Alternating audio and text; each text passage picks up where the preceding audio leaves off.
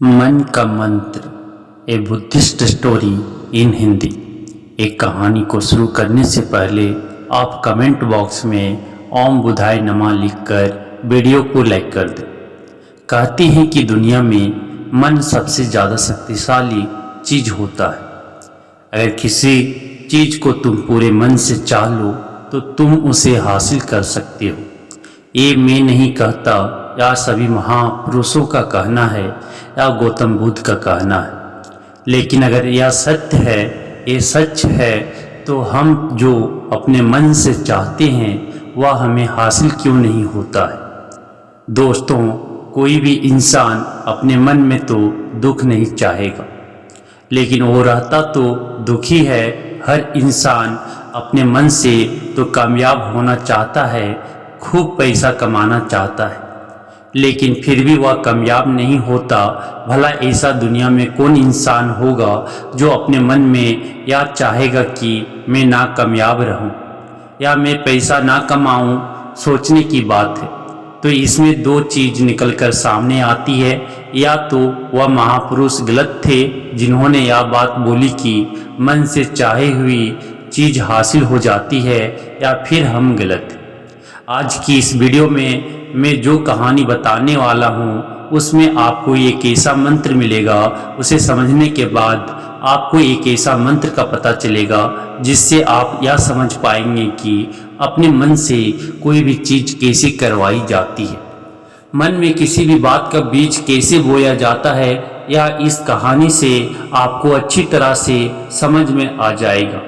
और इससे आप यह भी समझ पाएंगे कि आकर्षण का नियम, लॉ ऑफ अट्रैक्शन, कैसे काम करता है। कहानी छोटी सी है लेकिन बहुत ही गहरी है।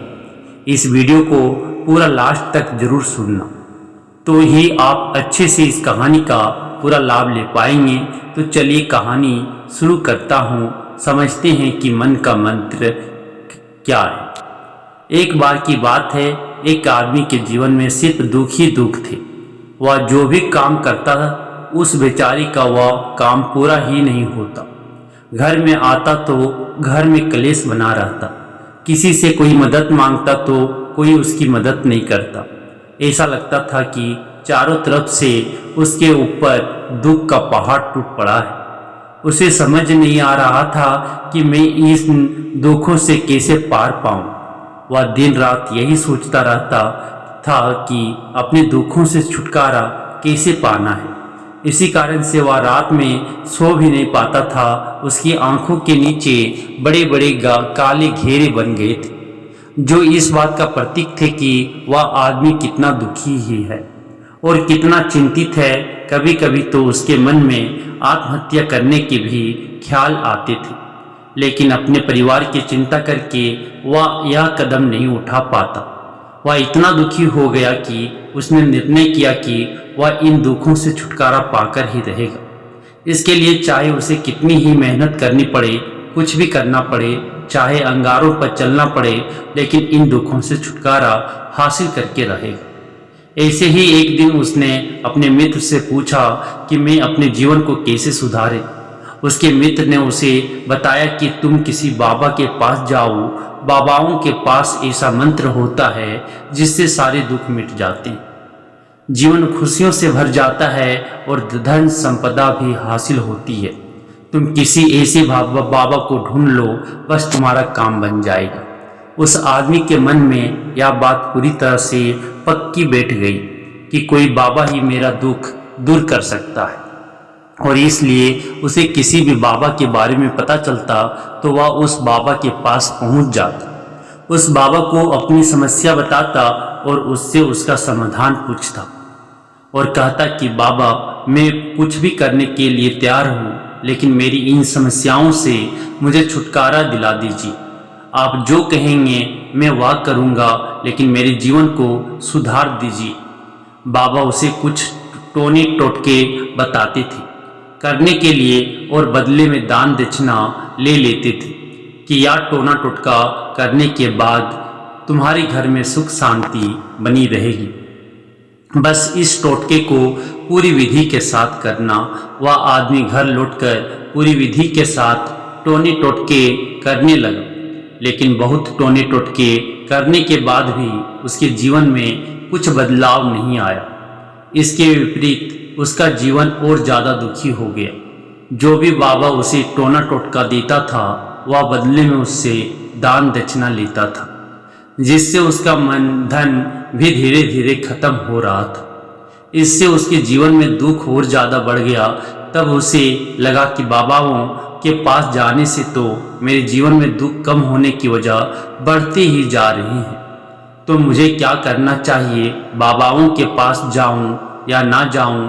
फिर एक दिन एक आदमी ने उसे बताया कि तुम अपने घर में किसी पंडित को बुलाकर हवन करवा लो। हवन होगा, घर शुद्ध हो जाएगा। कोई भी बुरी ऊर्जा होगी घर में तो वह घर से बाहर चली जाएगी। किसी पंडित को बुलाकर पूरे विधि विधान उसे मंत्र उच्चारण करवाओ, हवन कराओ, जिससे घर में सुख शांति आए। उस आदमी के मन में यह बात बैठ गई और उसने एक पंडित को अपने घर पर बुलाकर हवन करवा दिया। हवन अच्छी तरह से संपन्न हुआ। बदले में पंडित ने भी अच्छी दान दक्षिणा ली और उसके बाद वह वहाँ से विदा हो गया। लेकिन कुछ दिनों के बाद उस आदमी को महसूस हुआ कि उसके जीवन में अभी भी कोई बदलाव नहीं आया है। अब वह आदमी पूरी तरह से दुखी हो गया और ज़्यादा परेशान हो गया। अब तो उसे लगने लगा था कि मेरे जीवन में से दुख कभी ख़त्म ही नहीं होंगे, और यही सोचकर उस आदमी का बुरा हाल हो गया था। फिर एक दिन उसे अपने मित्र से एक ऐसे बाबा के बारे में पता चला जो समाधान बताने के लिए कोई दान दक्षिणा नहीं लेता था। उस आदमी को लगा कि यह बाबा दूसरे बाबाओं की तरह नहीं हो सकता, क्योंकि या तो दान दक्षिणा लेता ही नहीं, और अगर दान दक्षिणा नहीं लेता तो यह सच में कोई सिद्ध बाबा होगा। और यही सोचकर वह उस बाबा के पास पहुंच जाता है। जब वह आदमी वहां पहुंचता है तो वह बाबा ध्यान में बैठे हुए थे। यह देखकर वह आदमी वहीं पर चुपचाप बैठकर ध्यान से बाहर आने का इंतजार करने लगा। थोड़ी देर बाद बाबा ने आंखें खोली तो सामने एक दुखी और परेशान युवक को बैठे देखा। उसकी आंखों के नीचे काली घेरे देखकर ही समझ गया कि यह आदमी अपने जीवन से कितना परेशान है। उसे संबोधित करते हुए बाबा ने पूछा कि बच्चा, क्या चाहते हो? बाबा के पास क्या लेने आए हो? उस आदमी ने कहा कि बाबा, मैं अपने जीवन से बहुत परेशान हूँ। मैंने इन दुखों को दूर करने के लिए बहुत सारे रास्ते अपनाए, हर वो तरकीब करके देखे जो किसी बाबा ने मुझे बताई, हर वो काम किया जो कोई भी इंसान मुझसे करने को कहा, लेकिन मेरे जीवन में दुखों में कोई कमी नहीं आई। बाबा, इसके विपरीत मेरे जीवन में दुखों में बढ़ोतरी हो गई है। मुझे समझ में नहीं आ रहा है कि मैं क्या करूं। कभी कभी तो मैं आत्महत्या करने की सोचता हूं, लेकिन मैं अपने परिवार की सोचकर मैं यह कदम नहीं उठाता हूं। मैंने आपके बारे में बहुत सुना है बाबा, और मैं बहुत उम्मीद के साथ आपके पास आया हूं। कृपया करके मुझे कोई ऐसा मार्ग बताएं जिससे मुझे अपने दुखों से छुटकारा मिल जाए। मैं अपने दुखों से छुटकारा पाने के लिए कुछ भी करने को तैयार हूँ। आप मुझे कोई भी रास्ता बताएं, चाहे वह रास्ता कितना ही कठिन क्यों ना हो, मैं उसको पार करके रहूँगा। बाबा ने महसूस किया कि आदमी तो सच में बहुत परेशान है। बाबा ने उसकी बात सुनकर कहा कि बच्चा, दुखों को दूर करने के लिए मंत्र ऐसे ही नहीं मिलते हैं। मंत्र पाने के लिए कुछ करना पड़ता है। तुम कुछ कर सकते हो? या सुनकर पहले तो उस आदमी ने सोचा कि या बाबा भी मुझसे दान दक्षिणा मांगेंगे, लेकिन और कोई रास्ता ना पाकर उस आदमी ने कहा, बाबा, आपको जितना भी दान दक्षिणा चाहिए मैं देने के लिए तैयार हूँ, लेकिन आपका मंत्र सच्चा होना चाहिए, वह पूरा होना चाहिए, उसका फल मुझे मिलना चाहिए। उसके बाद मैं आपको जो भी दान दक्षिणा लेना चाहते हो मैं आपको दे दूंगा। बाबा ने कहा, दान दक्षिणा तो बहुत छोटी चीज़ है, मुझे वह नहीं चाहिए। इस पर वो आदमी सोच विचार करके बोला, तो बाबा, मैं अंगारों पर भी चलने के लिए तैयार हूँ। आप मुझे बस आज्ञा दीजिए। बाबा ने कहा कि अंगारों पर चलने वाली छोटी चीज़ में तुमसे नहीं कराने वाला हूँ। मैं जो तुमसे कराने वाला हूँ वह बहुत कठिन मंत्र है, उसे पूरा कर पाओगे। उसने कहा, बाबा आप मुझे बताइए तो सही, मुझे करना क्या होगा?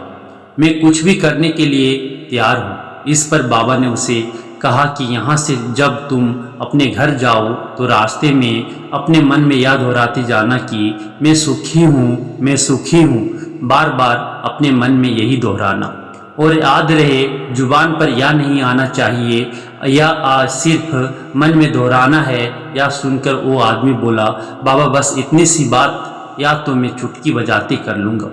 लेकिन इससे होगा क्या बाबा? बोले कि इस मंत्र को करके तो देखो, वैसे भी तुमने इतने बाबाओं के मंत्र किए हैं तो इस मंत्र को भी करके देख लो।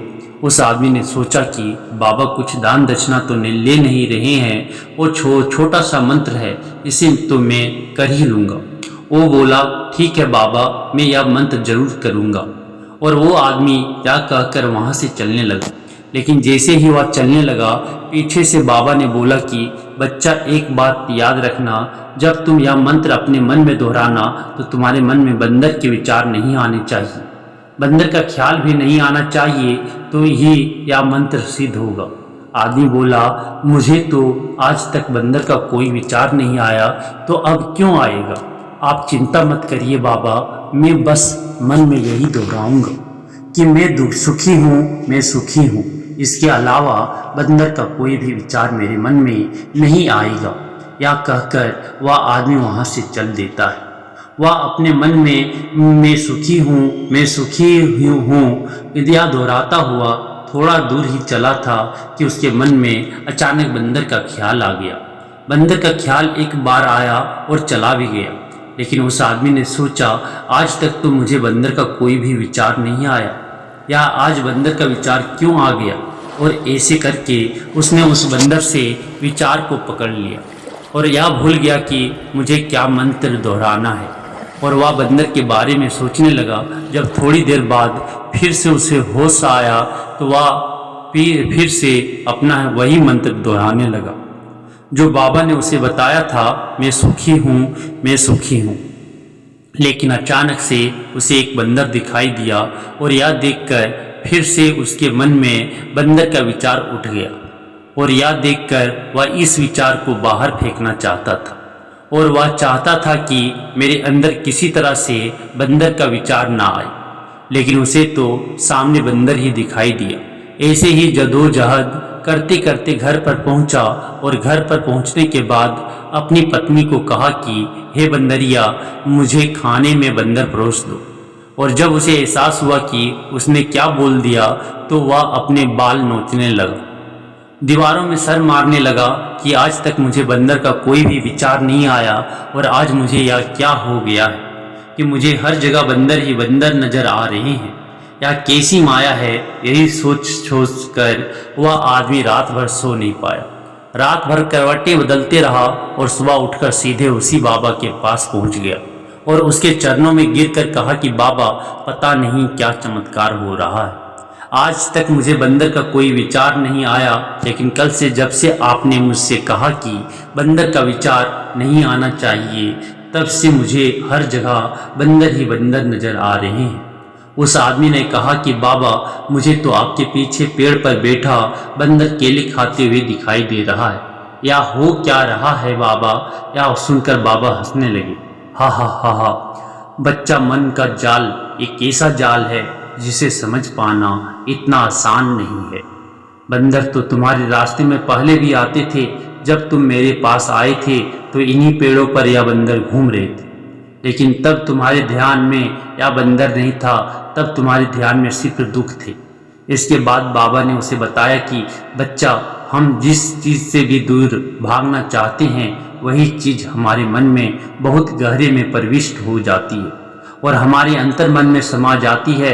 असल में हम जिस चीज़ से छुटकारा पाना चाहते हैं उससे छुटकारा इसलिए न पाना चाहते हैं कि वह हमारे साथ बहुत गहरे से जुड़ी हुई, और हम जितना ही उससे छुटकारा पाना चाहते हैं वह उतनी ही गहरी हमारे मन में बैठती चली जाती है और आखिरकार हमारे अंतर मन में छा जाती है।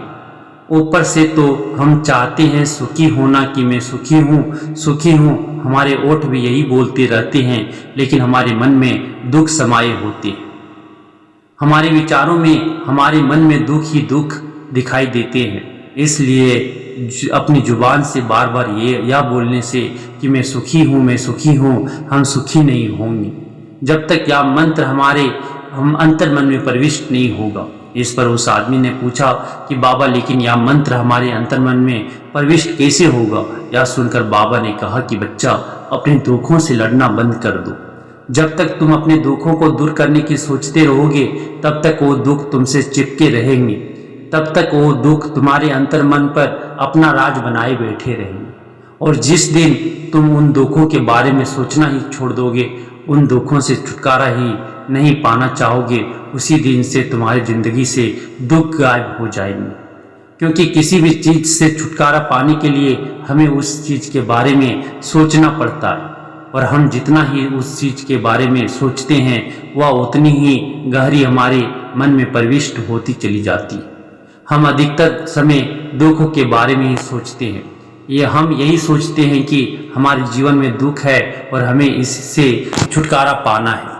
इसी वजह से बार बार सोचने से वो दुख हमारे अंतर मन में प्रविष्ट हो जाते हैं और हमें एहसास भी नहीं होता। इसलिए अगर तुम दुखों से छुटकारा पाना चाहते हो तो दुखों से छुटकारा पाने के बारे में सोचना छोड़ दो, तुम्हें दुखों से छुटकारा मिल जाएगा। अक्सर आदमी धूम्रपान छोड़ना चाहता है, शराब छोड़ना चाहता है, सुबह अपने आप से यह वादा करता है कि मैं कोई भी गलत काम नहीं करूँगा, लेकिन शाम को जब लौटता है तो नशे में चूर होकर लौटता है। ऐसा क्यों होता है?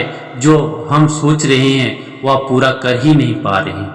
असल में हम उस चीज़ को बहुत ज़्यादा तवज्जो दे रहे हैं, उस चीज़ को बहुत ज़्यादा अहमियत दे रहे हैं। जब भी हम उस चीज़ को छोड़ने के बारे में सोचते हैं तो हम उसकी इम्पोर्टेंस, आने की विशेषता और ज़्यादा बढ़ा देते हैं। हमारा मन उस चीज़ के बारे में जितना ज़्यादा सोचेगा, शराब या धूम्रपान छोड़ने के बारे में जितना ज़्यादा सोचेगा, हमारा मन उतना ही उस चीज़ के पीछे ज़्यादा भागेगा। हमें उस चीज़ से लड़ना नहीं है, बल्कि बिना सोचे गुजर जाना है। और अगर हम इस मंत्र को समझ लेते हैं तो हम अपने जीवन में जो भी पाना चाहते हैं उसे अपने अंतर्मन में डाल सकते हैं। और एक बार वो लक्ष्य हमारे अंतर्मन में बैठ जाता है तो फिर सफलता पाने में कोई समस्या नहीं आती, दिक्कत नहीं आती है। तो दोस्तों, कैसी लगी आपको यह कहानी? आप कमेंट करके ज़रूर बताएं। अगर एक कहानी आपको थोड़ा भी मोटिवेट किया हो तो अपने दोस्तों के साथ अवश्य शेयर करें। धन्यवाद।